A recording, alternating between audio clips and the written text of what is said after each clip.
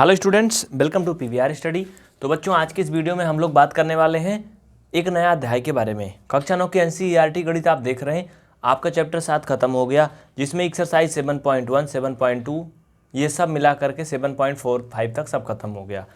आज एक नया अध्याय है जिसका नाम है चतुर्भुज यानी कि क्वाड्रिलेटरल। अब ये कौन से जानवर का नाम है, ध्यान से देखना, वीडियो को एंड तक देखना, बीच में बिल्कुल स्किप नहीं करना, ना ही छोड़ के जाना। अगर पढ़ना लिखना चाहते हो तो कोई भी तैयारी कर रहे हो, ये इंट्रोडक्शन पार्ट सबके लिए इंपॉर्टेंट है। अगर आप कंपटीशन के एग्जाम की तैयारी कर रहे हो तब भी महत्वपूर्ण रहिए। चतुर्भुज होता क्या है? चतुर्भुज है, ये भी चतुर्भुज है, ये भी है, ये भी है। इनके प्रकार अलग अलग हैं, लेकिन ये सभी क्या है? चतुर्भुज हैं। इनकी एक बेसिक रिक्वायरमेंट होती है चतुर्भुज के लिए कि उनमें 4 भुजा होनी चाहिए, प्लस वो आकृति बंद होनी चाहिए, ओपन नहीं होना चाहिए। ठीक है, जैसे देखो, एक भुजा हो गई, ये 2 हो गई, ये 3 हो गई, ये 4 हो गई। बंद का मतलब चारों तरफ से घिरा हो। जैसे एक खुली आकृति के बारे में अगर हम बात करें, ऐसे लो, ऐसे, ये क्या है? बीच में यहाँ खुला है ना, ये चतुर्भुज नहीं होगा। ठीक है, कंप्लीट वो बंद होना चाहिए। जैसे यहाँ पे मान लो मैंने इसको मिटा दिया, तो क्या ये चतुर्भुज नहीं है? क्योंकि ये बंद नहीं है। ठीक है, समझ गए ना? तो 4 भुजाओं से घिरी हुई बंद आकृति क्या कहलाती है? चतुर्भुज कहलाती है। यानी कि 4 साइड से मिलकर के क्लोज्ड फिगर क्या कहलाता है? क्वाड्रिलेटरल कहलाता है। इनके प्रकार पे चलते हैं, ध्यान से देखना। अभी भी बोल रहा हूँ, वीडियो को एंड नहीं करना। चलिए, अब हम देखेंगे समांतर चतुर्भुज, समचतुर्भुज, समलंब चतुर्भुज, आयत वर्ग के बारे में विस्तृत अध्ययन करेंगे। अभी भी बोल रहा हूँ, वीडियो को पूरा देखना। अब है चतुर्भुज के प्रकार। देखिए कितने प्रकार के होते हैं। मुख्य रूप से जो चतुर्भुज हैं वो 5 प्रकार के ही होते हैं, और वो आप सभी पहले से भी पढ़ चुके हो, परिचित हो। तो एक एक के बारे में हम गहन अध्ययन करेंगे। ध्यान से देखना, पूरा क्लास एंड तक देखना। चाहे आप सीबीएसई बोर्ड से हैं, चाहे यूपी बोर्ड से हैं, कोई भी बोर्ड है, बिहार बोर्ड, हरियाणा, केरल, दिल्ली, मुंबई, कहीं से भी है, एंड तक देखना। चतुर्भुज के प्रकार, क्लासिफिकेशन ऑफ क्वाड्रिलेटरल। ये मुख्यतः 5 टाइप होते हैं। सबसे पहला होता है ट्रेपेजियम, जिसे समलंब चतुर्भुज कहते हैं, और अगला होता है पैरेललोग्राम। पैरेललोग्राम क्या होता है? इसे हिंदी में समांतर चतुर्भुज बोलते हैं। और एक है फिर समचतुर्भुज, जिसे रंबस कहते हैं, और उसके बाद आता है रेक्टेंगल यानी आयत, और फिर स्क्वायर यानी कि वर्ग आता है। हम एक एक से आपका परिचय करवाएंगे कि समलंब कैसे होता है, कैसे पहचानते हैं, इसकी चित्र कैसे होता है, फिगर कैसे होता है, इनको कैसे जानते हो। आप इसके लिए क्या करोगे? इस क्लास को एंड तक देखना, बिल्कुल बीच में स्किप नहीं करना। तो चलिए एक एक हम आपको फिर दिखाते हैं। ठीक है, स्टार्ट करें। चलो, अब सब मिटा दो, सिर्फ और सिर्फ समलंब लिखा होना चाहिए। देखिए, इसको ध्यान से समझिए। अगला है समलंब चतुर्भुज, जिसे ट्रेपेजियम बोलते हैं इंग्लिश में। होता क्या है ये? सम्मुख भुजाओं का एक युग्म समांतर होता है। बस इतने से ही सब कुछ नहीं होता, इसके और भी ढेर सारे प्रगुण हैं, वो मैं बताऊंगा, ध्यान से देखना।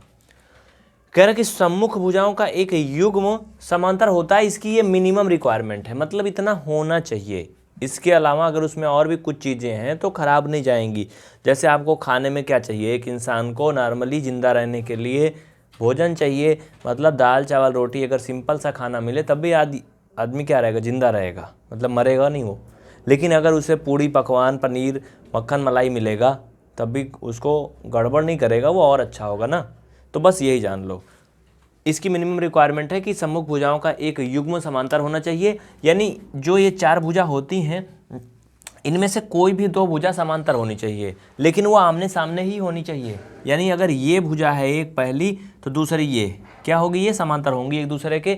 समांतर मीन्स होता है पैरेलल। इनको आगे चाहे जितना बढ़ाओ, कभी एक दूसरे को काटेंगी नहीं। ये ऐसे चली जाएंगी, ये लंदन तक चली जाएंगी, लेकिन ये कभी एक दूसरे के ऊपर नहीं चढ़ेंगी, मतलब एक दूसरे को प्रतिच्छेदित नहीं करेंगी। ऐसे समझ रहे हो ना? लेकिन जो दूसरा साइड है वो समांतर हो या ना हो। अब ऐसे नहीं कह सकते हो कि हाँ दूसरा साइड समांतर नहीं होना चाहिए। हो भी सकता है, नहीं भी हो सकता है। अगर नहीं होगा तो फिर वो और भी कुछ बन सकता है। समझ रहे हो ना? बात हम किसकी कर रहे हैं यहाँ पर? समलंब चतुर्भुज की ना। अगर ये साइड दूसरी वाली जो बचती है, जैसे मान लो इसका नामकरण मैं कर देता हूँ बच्चा, ABCD। ध्यान से देखो, भागना नहीं क्लास छोड़ के, मैं बार बार बोल रहा हूँ। ABCD, इनकी जो भुजा है AC और ये BD, ये क्या है? ये समांतर नहीं है। क्यों? क्योंकि ये देखो जैसे है, अगर इनको आगे आप बढ़ाओगे, ऐसे आगे बढ़ाओगे, अगर इनको दोनों को आगे बढ़ाओगे तो जाके एक दूसरे को काट देंगी, ये इंटरसेक्ट करेंगी ना, प्रतिच्छेदित कर दी ना। मतलब यहाँ पे जाके एक में मिल गई। लेकिन अगर इन लाइनों को आप देखो ए बी और सी डी को, तो आगे कभी नहीं काटेंगी। समझ गए ना? ये क्या है, ये ओरिजिनल का क्या है, समलंब चतुर्भुज है। समलंब, देखो सम और लंब दोनों चीज बात निकल के आ रही ना, ये तो आप समझ लिए। लेकिन कुछ लोग कहेंगे क्या ये ऐसे ही समलंब होता है? ऐसे भी हो सकता है। इनको आगे बढ़ाओगे तो ये एक दूसरे को जाके एक पे मिल जाएंगी, और इनको आप इधर आगे बढ़ा लो, इनको इधर बढ़ा लो, ये कभी भी एक दूसरे को काटेंगी नहीं, चाहे जहाँ तक ले जाओ। तो आप यही समझ गए कि भैया एक भुजा समांतर होनी चाहिए, दूसर की काटनी चाहिए? नहीं, एक समांतर होनी चाहिए ये जरूरी है, लेकिन दूसरी भुजा एक दूसरे को काटे ये जरूरी नहीं है। ठीक है, देखो समझो। अब समझो कैसे। जैसे आपने देखा वर्ग, वर्ग देखा ना आपने देखा है क्या, वर्ग को क्या बोलते हैं स्क्वायर इंग्लिश में। आपने आयत देखा है जिसको इंग्लिश में रेक्टेंगल बोलते हैं। तो ये भी एक प्रकार का समलंब चतुर्भुज है। अब कहोगे फिर जो बनाए थे वो क्या था? वो भी समलंब था, वो ओरिजिनल का समलंब था, मतलब वो सिर्फ और सिर्फ समलंब था, बाकी और कुछ नहीं था। लेकिन अब देखो बच्चा, जैसे मैंने एक वर्ग बना दिया, हाँ, ये भी क्या है, एक समलंब चतुर्भुज है। समलंब क्यों है? क्योंकि देखो इसकी जो मिनिमम रिक्वायरमेंट है कि इसमें से कह रहा है कि भुजाओं का एक युग्म समांतर होना चाहिए। हम दूसरी भुजा देखेंगे ही नहीं। हमने ले लिया, मान लो कि हमारा ये, अगर ऐसे मैंने नाम लिखा है तो हमने ले लिया कि AD समांतर है BC के। समांतर का मतलब पैरेलल है। इनको आगे ऐसे बढ़ाओगे तो ये कभी एक दूसरे को नहीं काटेंगी। ठीक है, इधर बढ़ा लो तब भी नहीं काटेंगी। बस हो गया, समलंब का इतनी ज़रूरत थी, हो गई। जैसे हमको एक गिलास पानी की ज़रूरत है तो हम क्या करेंगे, जहाँ पानी रखा रहेगा एक ही गिलास निकालेंगे ना। ऐसा तो नहीं कि पूरा बल्टा मुंह में लगा के पी जाएंगे, सब तो नहीं पी पाएंगे ना। तो बस ऐसे समझ लो। बाकी इसकी और प्रॉपर्टी है क्या भैया, ये खुद ही एक क्या है, वर्ग है, स्क्वायर है। स्क्वायर की अपनी प्रॉपर्टी होती है ना। इसमें और सारी भुजाएं समांतर हैं, बराबर भी हैं। ठीक है, तो इससे आपको क्या समझ में आया? एक चीज़ समझो, इसी तरह से जो आयत होता है वो भी क्या है, एक समलंब चतुर्भुज है। देखो समलंब क्यों है, क्योंकि इसमें भी सम्मुख भुजाओं का युग्म समांतर है। सम्मुख भुजाओं का एक युग्म समांतर होना जरूरी है। तो ये मान लो कोई भी, हम मान लिए ये समांतर है, हाँ समांतर तो ये भी है, लेकिन हमने एक माना बस। तो इससे निष्कर्ष निकलता है, वो चीज़ आप लिखो, मैं यहाँ पे लिखवा देता हूँ।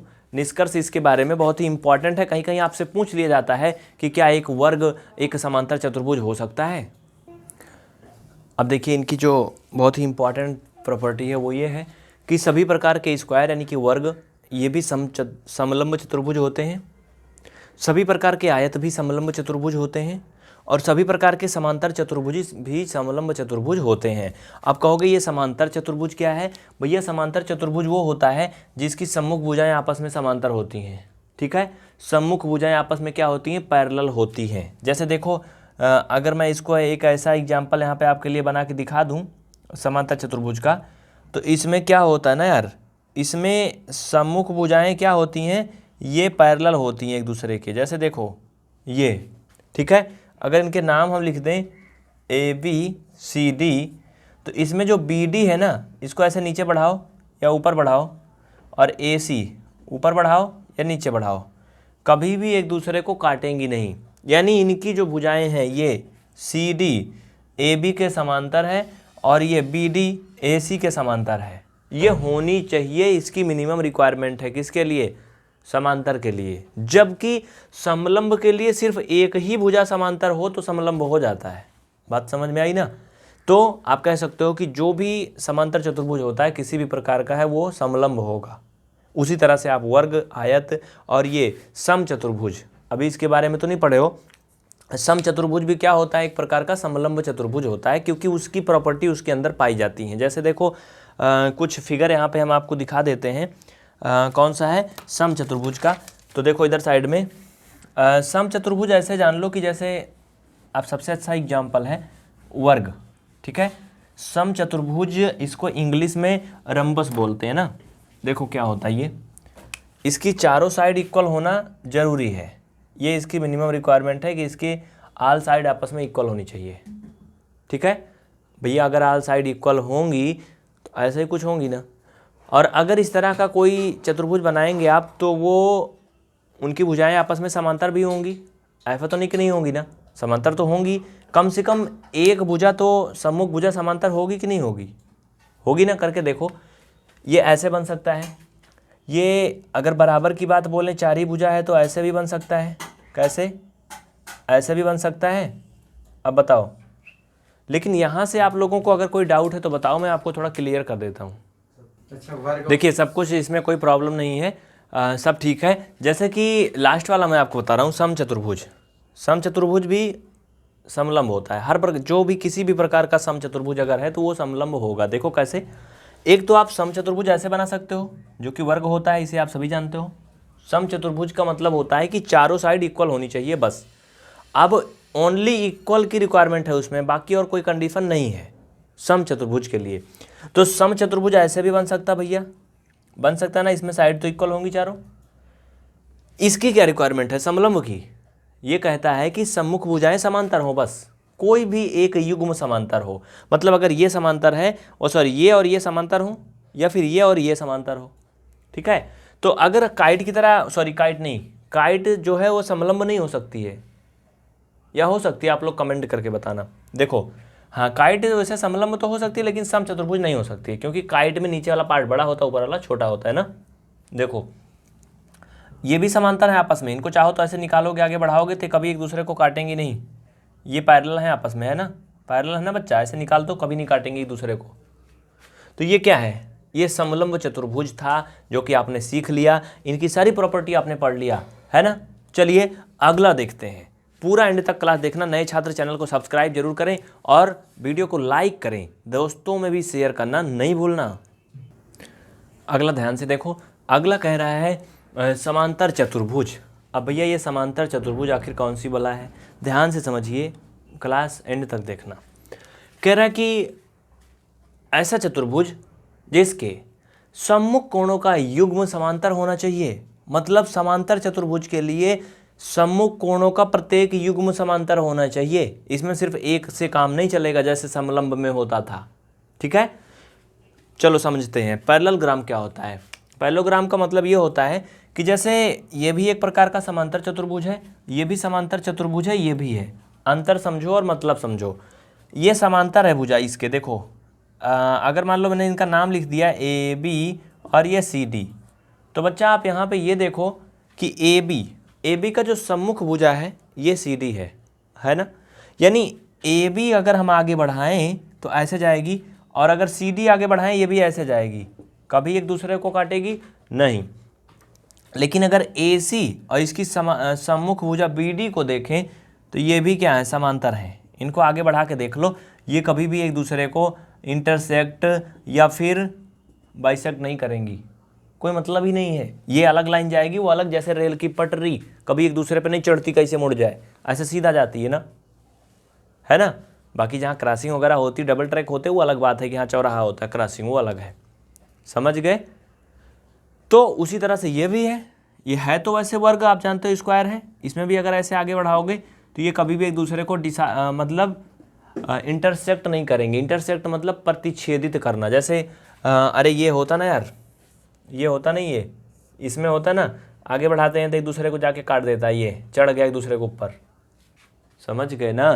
तो ये होता है समांतर चतुर्भुज। अब इनकी तुम प्रॉपर्टी लिखोगे, वो प्रॉपर्टी क्या है कि प्रत्येक आयत एक समांतर चतुर्भुज होता है, प्रत्येक वर्ग एक समांतर चतुर्भुज होता है। इसके अलावा और भी बहुत से मुसीबतें हैं जो कि समांतर चतुर्भुज होती हैं। अभी वीडियो को पूरा देखना, बीच में कट रहा था, ये लो सॉरी इसके लिए। अब क्लियर है ना? चलो जल्दी करो भाई, लिख लो, बहुत जल्दी लिखो सभी बच्चे। और रेगुलर क्लास होती शाम को 7 बजे से। चैनल सब्सक्राइब करना नहीं भूलना अगर आप इसे यूट्यूब पे देख रहे हो तो। देखिए इनकी एक विशेष प्रॉपर्टी होती है बच्चा, वो क्या है कि प्रत्येक प्रकार का जो आयत होता है, वर्ग होता है या फिर समचतुर्भुज होता है, ये सभी एक प्रकार के समांतर चतुर्भुज हैं। तो याद रखना, कहीं भूलना नहीं अगर कहीं काम लगता है तो, ठीक है। क्योंकि इनकी प्रॉपर्टी जो है वो समांतर चतुर्भुज की प्रॉपर्टी से मैच खाती है। तो हम कह सकते हैं कि वर्ग भी एक प्रकार का समांतर चतुर्भुज है, आयत भी एक प्रकार का समांतर चतुर्भुज है, और जो एक होता है समचतुर्भुज, समचतुर्भुज को इंग्लिश में क्या बोलते हैं यार, रेम्बस बोलते हैं शायद ना, हाँ इसको क्या बोलते हैं, रेम्बस बोलते हैं। तो ये भी क्या होता है, एक प्रकार का समांतर चतुर्भुज ही होता है, क्योंकि इनकी भी सम्मुख भुजाएं आपस में समांतर ही होती हैं। क्या जैसे भी बना लो आप समचतुर्भुज, उनकी भुजाएं क्या होंगी, आपस में समांतर ही होंगी, कोई ना कोई और इसमें मुझे कुछ कन्फ्यूजन होता है कभी कभी, लेकिन आपको मैंने बना के दिखाया था ना अभी कई प्रकार का फिगर, इसमें देखो कोई प्रकार का डाउट नहीं होना चाहिए। कन्फ्यूजन तो मैं गलत बोल रहा हूँ, क्योंकि अगर सभी साइड इक्वल होंगी तो वो आपस में समांतर होंगी एक दूसरे के, मतलब अपोजिट साइड, ये पक्का है।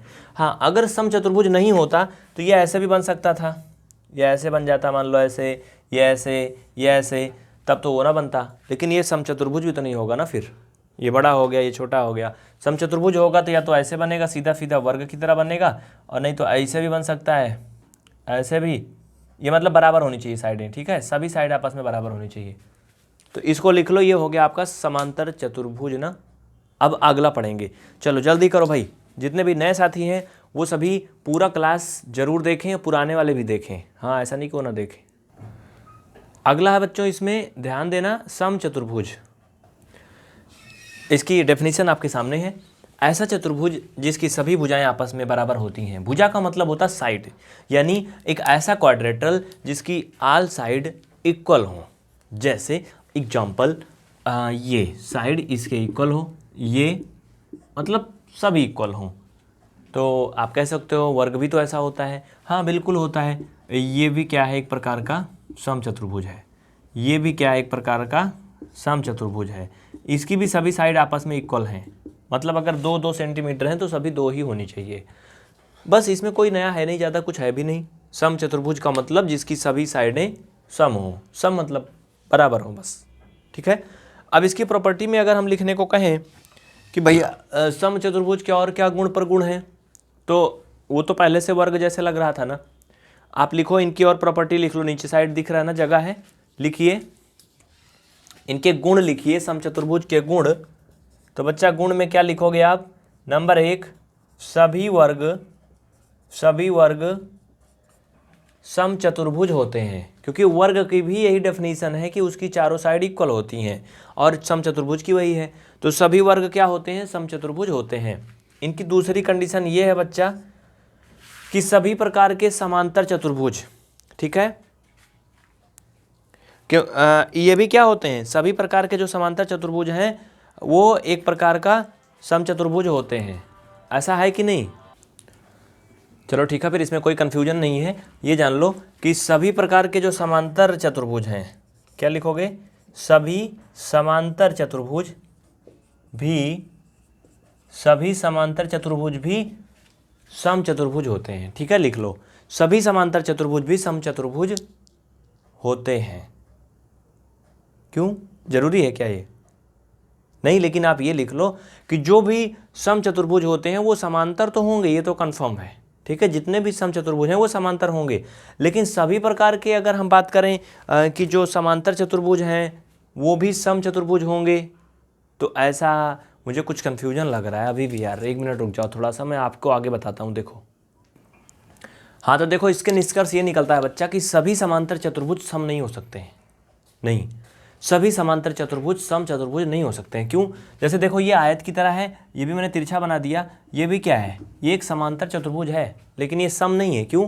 क्योंकि सम में चारों साइड इक्वल होती हैं। इसमें देखो, ये आमने सामने की साइड इक्वल हैं, लेकिन ये क्या है, ये आपस में इक्वल नहीं है, मतलब चारों इक्वल नहीं है, लेकिन फिर भी क्या है, वो आयत एक प्रकार से समांतर चतुर्भुज है, लेकिन वो समचतुर्भुज नहीं है। तो याद कर लो कि सभी प्रकार के जो समांतर चतुर्भुज हैं वो समचतुर्भुज नहीं हो सकते हैं, लेकिन सभी प्रकार के जो समचतुर्भुज हैं वो बच्चा समांतर चतुर्भुज हो सकते हैं, ठीक है।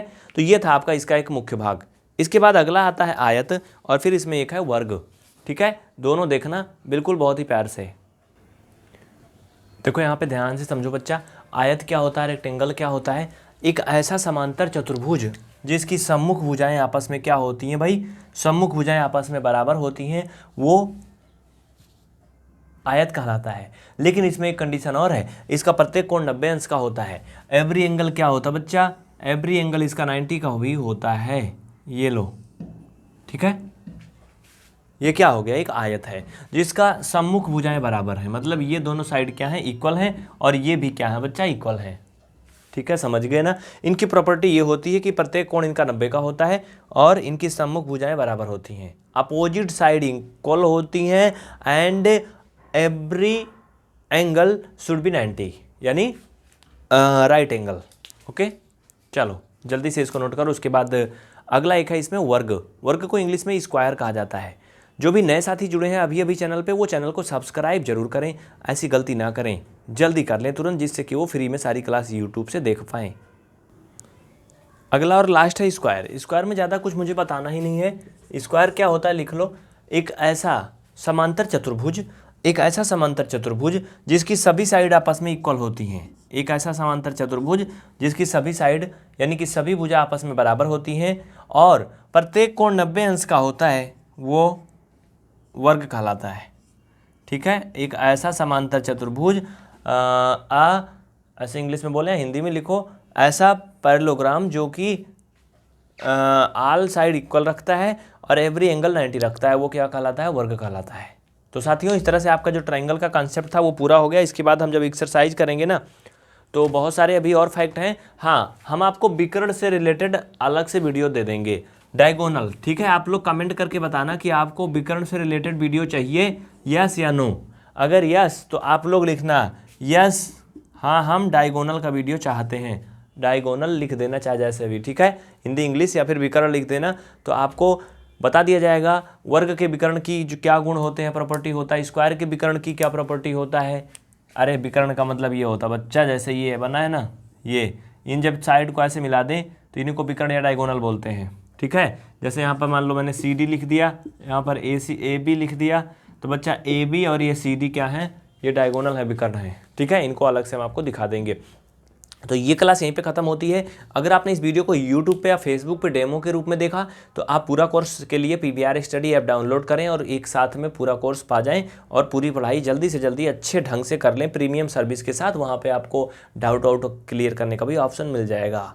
ठीक है, अगर आपको मैथ में कुछ भी नहीं आता, आपको बिल्कुल आएगा, आप रेगुलर क्लास अटेंड करिए, सब आएगा। तो नेक्स्ट वीडियो में हम मिलेंगे। उसके पहले आपको बता दें बच्चा कि ये नंबर है, जो भी छात्र हमसे जुड़ना चाहते हैं और पूरा कोर्स लेना चाहते हैं, वो इस नंबर को नोट कर लें।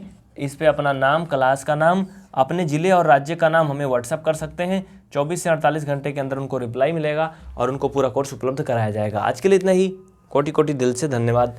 मिलेंगे फिर नेक्स्ट क्लास में। तब तक के लिए अपना और अपनों का ख्याल रखना। वीडियो को शेयर जरूर करना।